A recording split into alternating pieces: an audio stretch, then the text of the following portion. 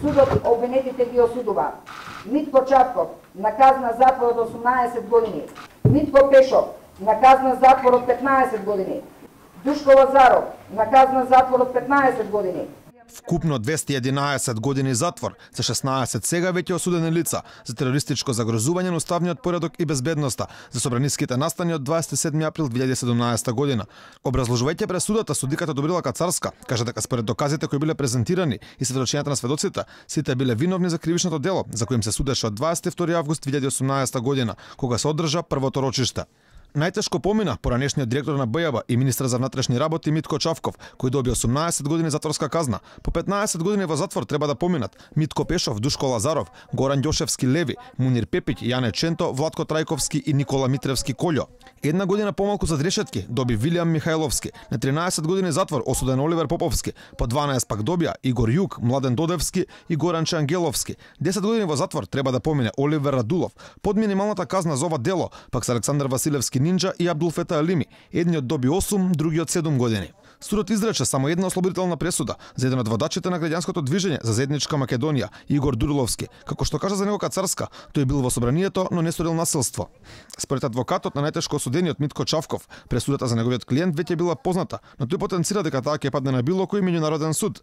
Тој вечерва за Алфа вели дека вакво нешто досега не било видено, мислејќи и на притворот кој судот му го определи пред да биде изречена пресудата. Како пример го спомена и поранешниот каталонски лидер Карлос Пучдемон, кој за слично дело како и Чавков беше пуштен на събрание од слобода со кауција од 70.000 евра. Ова не сум баш многу сигурен дека има некаква правна релевантност, но судот ја донесе таа пресуда и тоа е во прв степен. Воопшто не сме загрижени за оваа пресуда и за незината висина, затоа што од првиот момент, повторувам, од првиот момент, од првото судско рочиште 22 август 2017 година, кога започна главната расправа, апсолутно и ноторно бевме убедени и знаевме дека ќе има висока осудителна пресуда, независно дали има или нема докази, и тоа се оствари.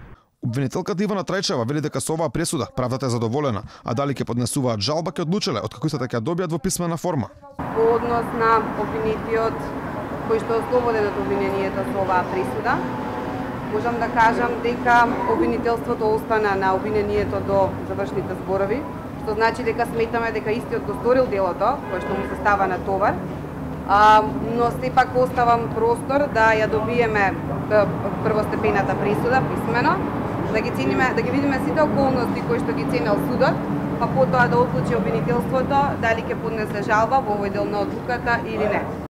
Обвинителството за сите осудени побара притвор, што и беше прифатено од членовите на судечкиот совет, предводен од судиката Добрилака Царска.